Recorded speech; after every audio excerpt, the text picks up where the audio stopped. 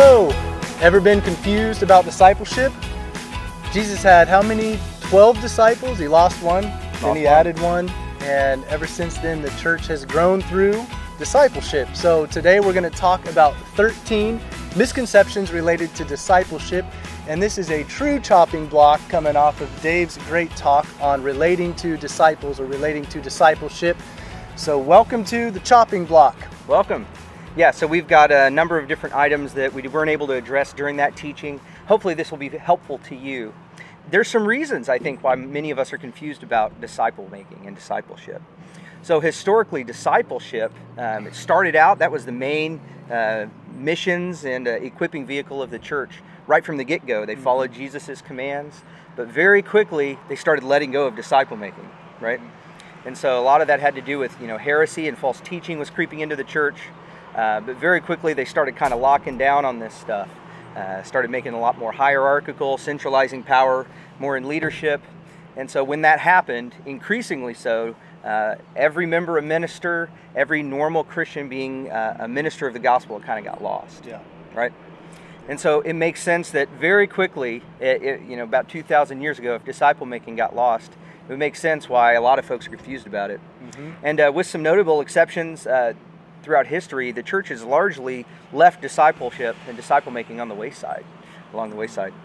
And it hasn't been until really the early mid-1900s, with Dawson Trotman and the Navigators, that disciple making has really been pushed back into the forefront of the Christian church's ideas, especially here in the West. Yeah. So it makes sense if you're confused. Yeah, a little shout out to the Navigators. That's right. That's right. All right, so today we're going to jump in and we're going to talk about 13 misconceptions that you may have and that many folks have about disciple making. Hopefully this will be helpful to help you take a next step with what the Lord calls us to as believers. So shall we just go ahead and get started? Yeah. Number one. First one is you have to be young or in college. You do, right? You do. No, that's a misconception. It's a misconception. Now, it makes sense in part because the resurgence of disciple making, especially here in America, like we said, came along with the Navigators and college ministries specifically. And in military environments. A lot of younger folks in these environments. So it makes sense that a lot of folks would think you have to be in college. But that's just really not true. It's not true at all. Right. Have you found that to be true in your experience, that most folks think that, or a lot of folks think that? Yeah, I think there's college students are more available than those who are married with kids and with high demanding jobs. Yeah, and so right. Maybe it's a little easier to go after, but it's definitely not just for college students. That's right. So college students may have a little bit more time, may even be able to disciple more people at the same time. Yeah. Great. If you're in that stage of life, rock it. Yeah, make the most of your college years. But if you've got a lot of young kids at home, if you're in a job and you can only engage with maybe one person over a number of years, great. At the end of the day, it's not about production primarily, but about faithfulness and moving forward in relationship. Okay, so that's number one. Strike that one down. You don't have to be young or in college. Number two, you don't have time. Wait, I don't have time. You don't? Wait, maybe that's a misconception. No. Well, I guess you could answer it either way. But we all have the same amount of time, right? No matter where you live, no matter what culture you live in, no matter how many kids you have the same amount of time. So that's a little bit of a tongue-in-cheek answer, but it's profound as well. It all comes down to how we prioritize and allocate our time. So you do have the same amount of time as everyone else. And like we said in number one, it may be that you can't disciple as many people at the same time as someone else who has more availability, but at the end of the day, that's really not what counts. It's not what matters. Yeah. And maybe you need to cut some things out so you do have more time to devote to disciple making. Yeah, a few chopping block episodes ago, getting to that 70%. I think that was episode 11. I believe so. Yeah, go check that one out. All right, so go ahead and keep plotting wherever you're at. Number three, you do have to have been discipled to be able to disciple someone else. So wait, I have to have been discipled to disciple another? That's wrong. That's the misconception. That's the misconception. It's pretty common. It makes sense. Moving forward in disciple making can be kind of a scary venture, and so it makes sense that folks would be blowing away. Makes sense that folks would be scared about this, but it's definitely a misconception that you have to have been discipled to disciple someone else. If it was true that you have to have been discipled to disciple, and the discipleship is just getting back into the church, then we would all sit back and no one would be discipling anyone. So most of us would have an excuse. Some courageous, faithful few to jump in no matter where they're at. That's right. All right, so you don't have to have been discipled. That one doesn't cut it. All right, number 4, you have to be older than the person you're discipling. All right, so this one gets a little bit more nuanced. So lean in a little bit here. Older can mean older in age, or it can be more mature, and we're specifically talking about more mature in the faith. So you don't have to be older in age to disciple someone, although it makes sense, though, that can be kind of a difficult path, kind of swimming upstream if you're trying to disciple someone who's significantly older than you. It's just a reality. It's harder for older folks, even us older folks, to really to be led by someone younger than us. Right. But that's not a hard and fast rule from the scriptures. Yeah. What counts is your maturity in the faith. And so there's always someone who's maybe a step or two back from you on the journey and that you can pour into. So you definitely don't have to be older than someone. You need to be at least as mature as the person you're discipling. However, you can disciple someone who's about the same maturity as you. Yeah. We talked about peer discipleship, where folks who are of similar maturities get together for mutual encouragement and they take turns leading each other. That can be great. Yeah. So don't let that stop. Yeah, you may have a young believer who's faithful, available, and teachable, who's trying to teach an old dog new tricks and kind of stringing them along and saying, please help, please help, please help. And you got a little peer discipleship action happening, which is great. It can be great. Yeah. That can be great. All right, so you don't have to be older necessarily than the person you're discipling. You ready for number 5? Taking that drink. You should meet with someone who is just like you. Yeah, right? Just saying they need to be just like you, right? Right, yeah, like your friends, right? I need someone who loves to play Settlers of Catan or Dominion with me. Yeah, right? And I need someone who enjoys disc golf, right? Yeah, so we wouldn't probably be able to meet with each other. No, we can't. Wait, that's the misconception. That's the misconception. You don't have to meet with someone who's exactly like you. It can be great if you have those relationships, just like friendships. If you've got someone who's a lot like you, that can be really fun. It can be quicker, easier to develop those friendships. But I've also experienced that in many ways, folks who are very different from you, even though it might take a little more work at the front end, those can develop into very powerful discipling relationships. And it can be your differences that really aid in the discipling process, right? You see things in each other, you complement each other, and oftentimes in ways that similar friends, affinity-based friends, wouldn't be able to do. Yeah. And I've experienced this for sure in my experience in disciple making. I met with a guy, it's been many years ago now, who was very different from me. We had some similarities, a lot of very big differences. But when you have the gospel, when you have something like discipleship, kind of stitching your relationships together to start, it can be really powerful, because then once the friendship develops, it's actually quite strong. Yeah, so when the initial tie that binds is the gospel or disciple making, and not the affinity-based activity, then it's legit. We know we're coming together. It can be pretty rich. And then over time, maybe I enjoy Settlers of Catan, and maybe I get him out playing disc golf, and then your life's been enriched in other ways. That's right. You're still working on me on one of those. Hey. Oh, man. You're working on me as well. Just take your foot off. All right. Well, we'll see what's happening. All right. So number 6, you ready? You have to wait until someone asks you to disciple them. Right. So we need to wait. Just wait until someone asks you. Right. Yeah. You wouldn't want to be a jerk, right? And just assume that someone wants to meet with you. No. Absolutely not. Of course, the scenario works great when someone asks you to disciple them. That's really natural. You can easily say yes. It's easier to kind of even set ground rules and expectations. And if it gets tough later, you can say, hey, remember you wanted to meet with me on this. But it doesn't have to work that way. And actually, it often doesn't work that way. It can be a real encouragement to someone else if you were to take the initiative. At the end of the day, that's what we have to offer, is the initiative. Oftentimes, that's what God's love even says.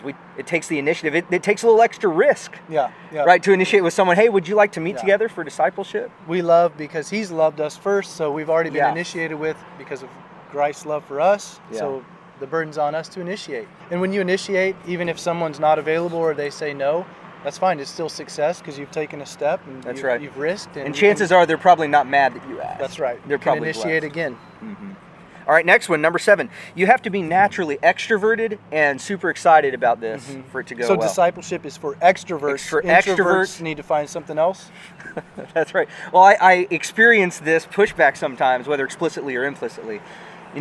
This one is categorically not true, right? You don't have to be an extrovert, and you don't have to be naturally excited about this one.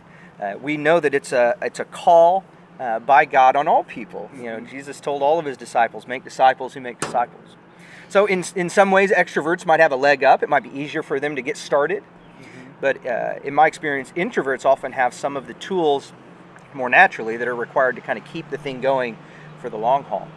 So there's a step to take either way. You don't have to be an extrovert, and you don't have to be excited about it. Like I'll tell you the truth. Right now, I'm not excited about taking a step in some other areas of my life. Can you name one for me? What's an area you've noticed? Maybe like working out. Personal health. Okay. That's right. I'm not excited about it, but do I need to take that step? I would say yes. You better believe I do. Yeah. That's right. And it's similar with something like disciple making. Yeah. And I think even consider perhaps Jesus was an introvert. He needed to get away to be recharged. And that's an interesting And thought. He enjoyed being with the crowds, but always looked for a chance to get away. And he invested deeply in discipleship. That was his method. Yeah, was Jesus an extrovert or an introvert? That's an interesting question. Okay, so this one kind of dovetails into the next one. Number 8, common misconception is it shouldn't be awkward. So if it gets awkward, we leave. You have to stop. Clearly, this didn't work. No. It makes total sense that it would be somewhat awkward, yes, right? Because awkward is the new awesome. It's the new awesome, and that actually is kind of true. So I remember my first discipling relationship where I asked someone if they wanted to meet with me.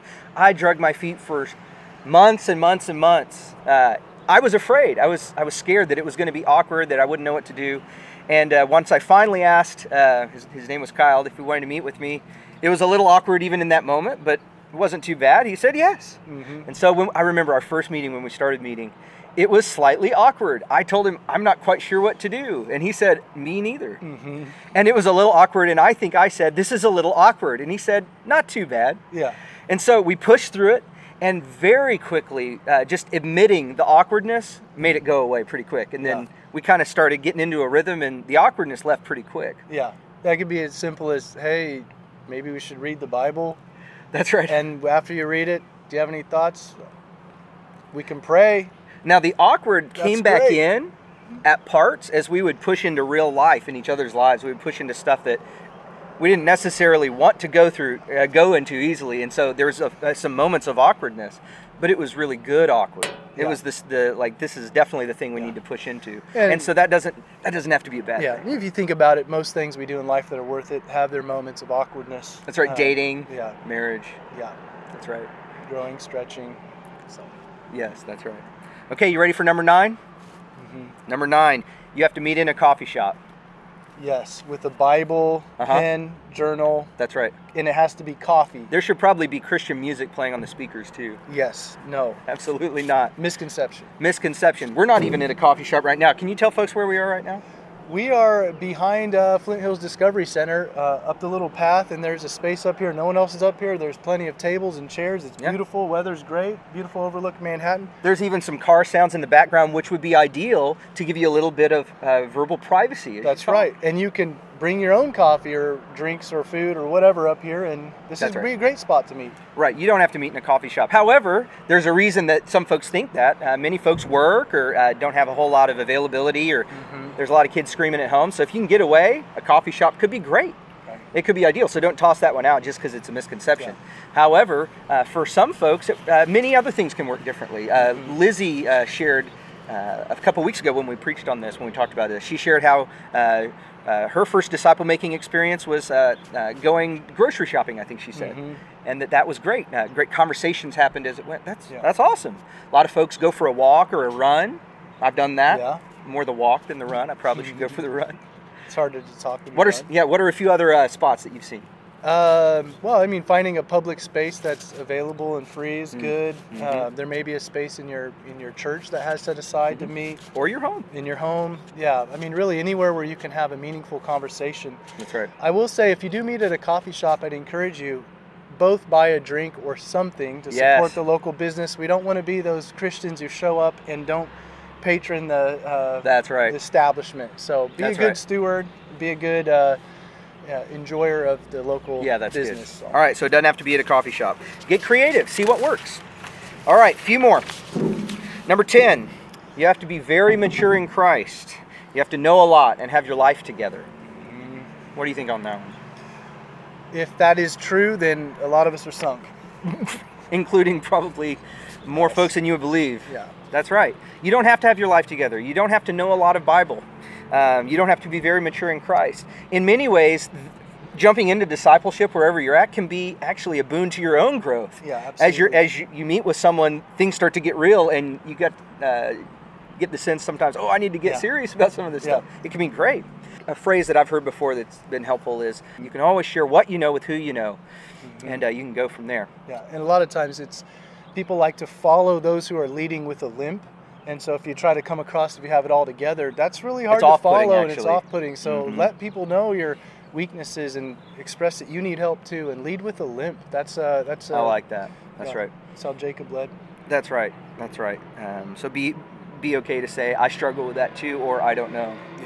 And as you dive deeper into discipleship, you're going to probably notice areas where you want to get more equipped. Right. And that's great. You can get equipped as you go. Absolutely. All right, number 11. We're getting down the home stretch here. Number 11, and this is one I hear, I think, maybe the most. This might be the biggest one.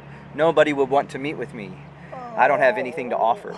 And I have some compassion with this one, because oftentimes this is born out of a place of pain or failure or insecurity. I was going to joke and be like, poor me. Yeah. But it's not a joking matter. We all have those insecurities. But that's right. And so this one's real, and yet it's almost certainly untrue. Unless you're a gigantic jerk, chances are there's someone that would love to meet with you. Because at the end of the day, everybody wants to be seen and known and enjoyed. And it's a great benefit when someone takes the initiative with you. And so chances are there's someone around your life that could be really blessed by meeting with you. Again, not necessarily even gaining all of your wisdom or all the Bible verses you know. What I've found is primarily what we have to offer people oftentimes is just our presence and our care. And there's something about humans, I think, that, there's a nice truck. There's something about humans where we can see decently well oftentimes into other people's lives, but we're pretty blind into our own lives. And so what we can offer someone else is the gift of a different perspective, different perspective. And that's what you can offer. All right, you ready for number 12? Yes. Number 12 is, it's going to be easy and you'll be really successful. Yes, because everything in life that's worth doing is easy and you'll be successful. Actually, that is not true, is it? Okay, so unfortunately, this is not a foolproof program you're taking someone through. You're engaging in real relationships in real time with heart-level stuff. And so it's tough. And so you'll actually experience difficulty and even pain and failure at times. And it won't necessarily have to do with anything that you're doing, because messy stuff is involved, people's hearts. Sometimes people will walk away like nothing ever happened after meeting with you. Other times they'll turn around and blame you for ills in their life. Some even will eventually walk away from Christ. And that can be very difficult. I've had that happen to me with folks I've met with, and there's real pain there and disappointment. But if you keep in mind that at the end of the day, you're offering your presence to someone, and it's not ultimately about production or performance, but it's about faithfulness on your part. No matter their response, that's ultimately what's involved. So one thing that might be helpful here is to remember to look for micro movement. So one of the ways that we can sense and experience failure in this arena is when it doesn't seem like there's a whole lot going on, doesn't seem like there's much growth or change happening in the person we're meeting with. But often there's something happening. God's in the mix, and oftentimes change is really slow. Yeah, especially genuine internal heart change often is very slow. Very slow, painfully slow at times. But God can help you to develop an eye for micro movement. And so this can be very encouraging as you develop this eye, not only for yourself, but for the person you're meeting with, to help them to get a sense that God is doing stuff and engaging in their life. So be prepared for failure and pain. It's going to be part of it, but it's going to be worth it. It's going to be worth it. Okay, final one. Are you ready for the last one? Yep. Well, number 13, you got to do this alone. Yes, Lone Ranger discipleship is the way to go. No, that is a misconception. You've got to do this alone. No. So one thing that can, I think, trip people up here is the, I think, very Western American idea that we have to be hyperly private. And of course, when we meet with people, we want to keep confidences and be private.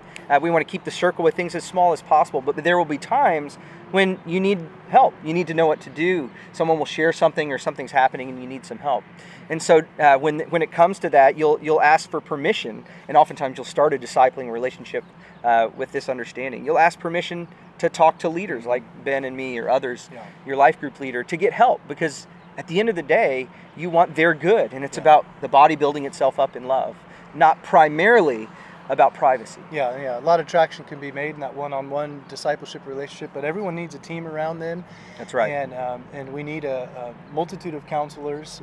And right. so, lean on your church leaders, a pastor, elders, other trusted friends. That's right. But share first. Hey, can I share this with so-and-so so we can get some other eyes on it and get some help? That's Especially great. if someone shares something that's just going to be too heavy a burden for you to bear alone. That's You right. got to get help on those sorts of things. That's right. So you don't have to do it alone. All right, so there you go. There's 13 popular misconceptions about discipleship. Yes. We've debunked them all. Well, hopefully it's a step forward. And so we'd love to hear from you. Which one or two of these did you really connect with? Which ones felt like stumbling blocks for you? And we'd love to hear how maybe you're taking a step forward. Yep. Moving forward through some of your misconceptions and fears. And we'd love to see what God does with a lot of this stuff. Love to hear successes and failures, but no more excuses. That's right. And just quick, some may want to take a quick action step. So discipleship, one-on-one discipleship, we're talking ideally weekly, carving out an hour and a half, meet with someone, get into the scriptures or some other content, just pray together, and that's a great start. And if you can't do it every week, an hour and a half, maybe every other week, an hour, just find what works for you. Yeah. Jump in there. That's right. I don't think you'll regret it. Yeah. I was scared to get started, but I sure haven't regretted it. Yeah, absolutely. All right, thanks again for tuning in to this episode of The Chopping Block. If you've got ideas about other things you'd like for us to cover on this Chopping Block podcast or vlog, let us know. Yep. Otherwise, have a wonderful day, and maybe we'll see you someday up here on the top of the Discovery Center. That's right. More great content at tallgrass.church. Tallgrass.church, that's right. All right, talk to you later. Bye.